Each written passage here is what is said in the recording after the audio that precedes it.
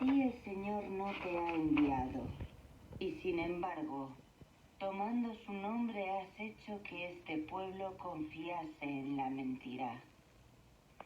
Jeremías 28:15. El declive. 1. Mi abuela tenía el pelo blanco, en una ola encrespada sobre la frente, que le daba cierto aire colérico. Llevaba casi siempre un bastoncillo de bambú con puño de oro, que no le hacía ninguna falta, porque era firme como un caballo. Repasando antiguas fotografías, creo descubrir en aquella cara espesa, maciza y blanca, en aquellos ojos grises bordeados por un círculo ahumado, un resplandor de Borja y aún de mí. Supongo que Borja heredó su gallardía, su falta absoluta de piedad. Yo, tal vez, esta gran tristeza. Las manos de mi abuela, huesudas y de nudillos salientes, no carentes de belleza, estaban salpicadas de manchas color café. En el índice y anular de la derecha le bailaban dos enormes brillantes sucios. Después de las comidas, arrastraba su mecedora hasta la ventana de su gabinete.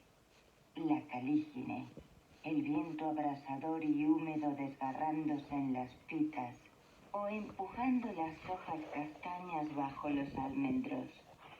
Las hinchadas nubes de plomo borrando el brillo verde del mar.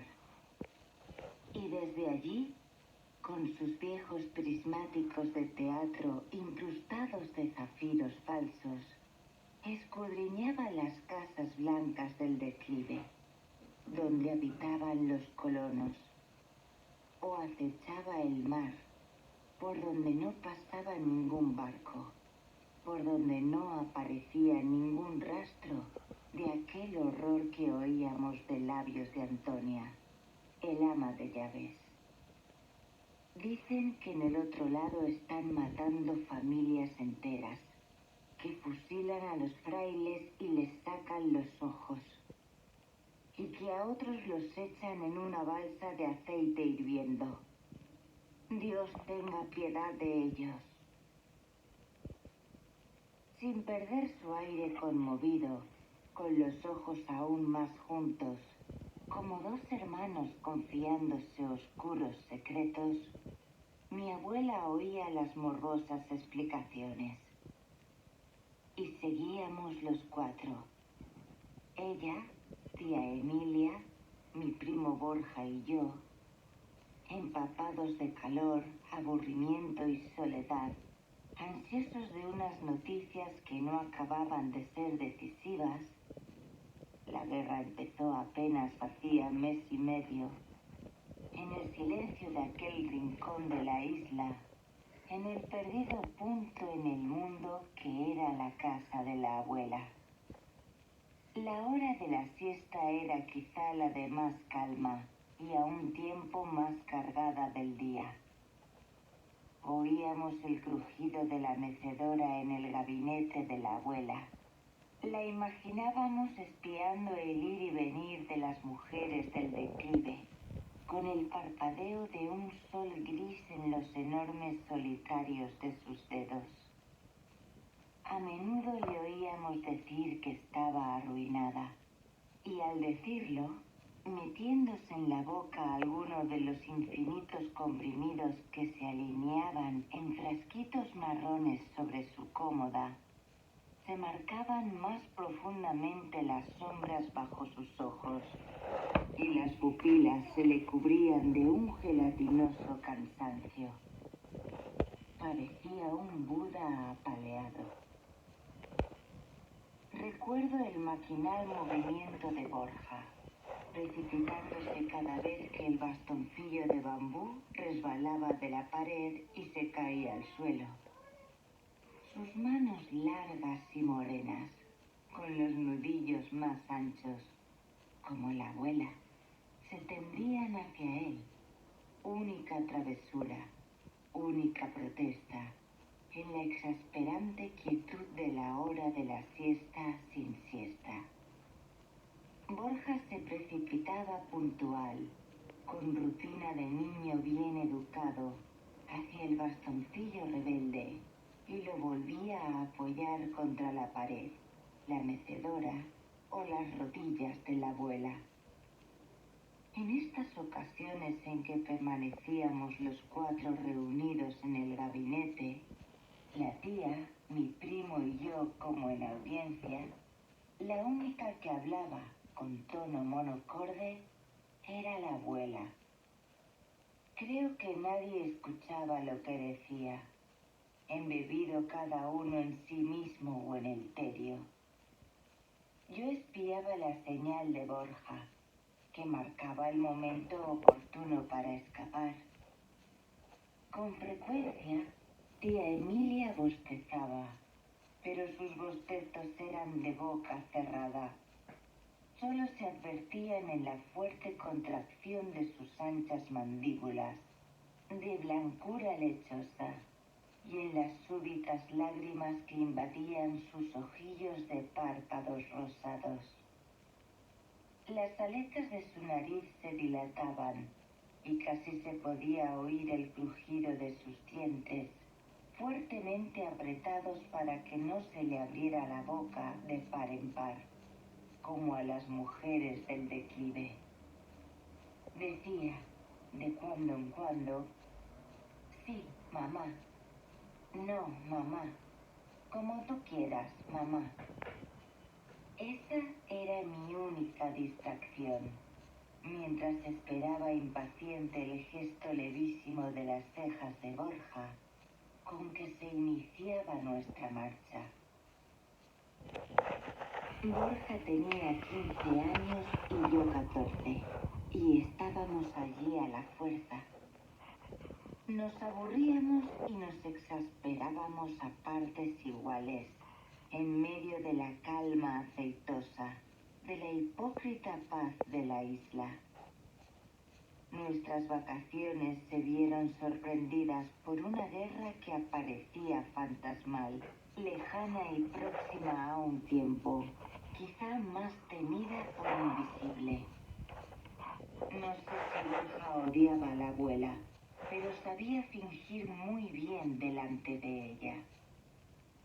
Supongo que desde muy niño alguien le inculcó el disimulo como una necesidad. Era dulce y suave en su presencia y conocía muy bien el significado de las palabras herencia, dinero, tierras. Era dulce y suave, digo, cuando le convenía aparecer así ante determinadas personas mayores. Pero nunca vi redomado pillo, embustero, traidor, mayor que él.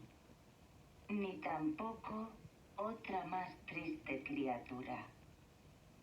Fingía inocencia y pureza, gallardía, delante de la abuela, cuando, en verdad, oh, Borja, tal vez ahora empiezo a quererte. Era un impío, débil y soberbio pedazo de hombre. No creo que yo fuera mejor que él, pero no desaprovechaba ocasión para demostrar a mi abuela que estaba allí contra mi voluntad. Y quien no haya sido, desde los 9 a los 14 años, ha traído y llevado de un lugar a otro, de unas a otras manos, como un objeto, no podrá entender mi desamor y rebeldía de aquel tiempo. Además, nunca esperé nada de mi abuela. Soporté su trato helado, sus frases hechas, sus oraciones a un dios de su exclusiva invención y pertenencia, y alguna caricia indiferente, como indiferentes fueron también sus castigos.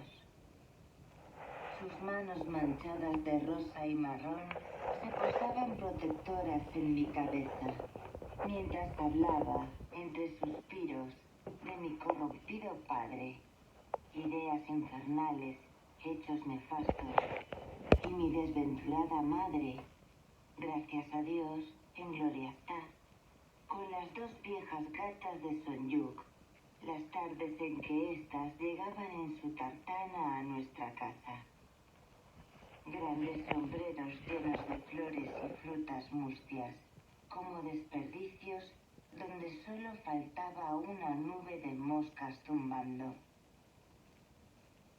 Fui entonces, decía ella, la díscola y mal aconsejada criatura, expulsada de Nuestra Señora de los Ángeles por haber dado una patada a la subdirectora, maleada por un desvanecido y zozobrante clima familiar, víctima de un padre descastado que, al enviudar, me arrinconó en manos de una vieja sirviente. Fui, continuaba, ante la malévola atención de las de Sonyuk, embrutecida por los 3 años que pasé con aquella pobre mujer en una finca de mi padre, hipotecada, con la casa medio caída a pedazos. Viví, pues, rodeada de montañas y bosques salvajes, de gentes ignorantes y sombrías, lejos de todo amor y protección. Al llegar aquí, mi abuela me acariciaba. Te domaremos, me dijo, apenas llegué a la isla. Tenía 12 años y por primera vez comprendí que me quedaría allí para siempre. Mi madre murió 4 años atrás y Mauricia, la vieja aya que me cuidaba, estaba impedida por una enfermedad.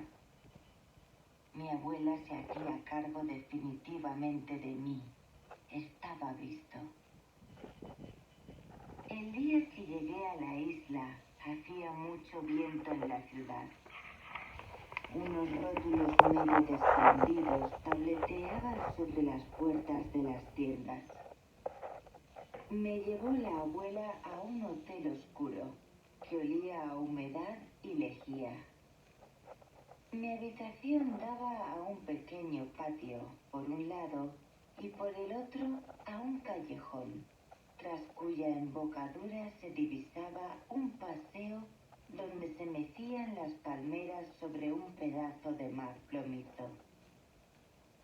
La cama de hierro forjado, muy complicada, me amedrentó como un animal desconocido. La abuela dormía en la habitación contigua y de madrugada me desperté sobresaltada, como me ocurría a menudo, y busqué, tanteando, con el brazo extendido, el interruptor de la luz de la mesilla. Recuerdo bien el frío de la pared estucada y la pantalla rosa de la lámpara. Me estuve muy quieta, sentada en la cama, mirando recelosa alrededor, asombrada del retorcido mechón de mi propio cabello, que resaltaba oscuramente contra mi hombro. Habituándome a la penumbra, localicé, uno a uno, los desconchados de la pared, las grandes manchas del techo y, sobre todo, las sombras encarzadas de la cama, como serpientes, dragones o misteriosas figuras que apenas me atrevía a mirar. Incliné el cuerpo cuanto pude hacia la mesilla para coger el vaso de agua y entonces, en el vértice de la pared, descubrí una hilera de hormigas que trepaba por el muro. Solté el vaso que se rompió al caer y me hundí de nuevo entre las sábanas, tapándome la cabeza. No me decidía a sacar ni una mano, y así estuve mucho rato, mordiéndome los labios y tratando de ahuyentar las despreciables lágrimas.